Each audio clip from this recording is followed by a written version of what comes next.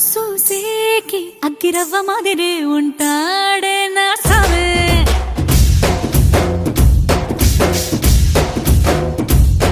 మెత్తాని పత్తి పువ్వుల మరే సంటో